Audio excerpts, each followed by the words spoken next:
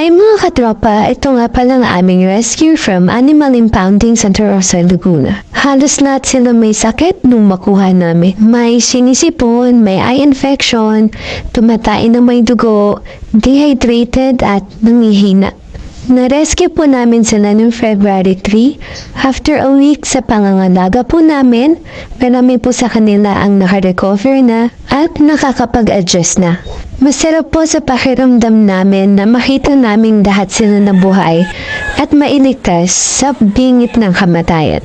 Maliit man ang aming shelter at baguhan man kami, ginagawa po namin ang lahat para maitawid ang mga pangangailangan ng aming mga rescues. Kahit na mahirap, walang imposible kung sama-sama tayong magtutulungan. Mga katropa, we need your help to continue our advocacy. Sa nais magpaabot ng tulong sa aming mini shelter ng cat food, dog food, vitamins, soap, cage, or kahit anong kaya niyong madonate, maliit o malaki, ay maluwag po naming tatanggapin. Sa mga gustong dumalaw sa shelter, or iabot ang tulong nila ng personal, mag-comment or PM lang po kayo.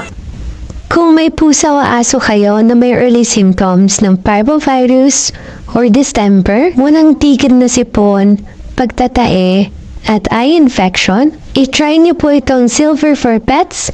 Mabisa po ito sa aming mga rescue. Meron din po kaming mga cute mugs para sa ating mga animal lover sa halagang 199 pesos. Sa kada isang mug na bibili niyo ay makakatulong po kayo sa aming Positivity Furry Sanctuary.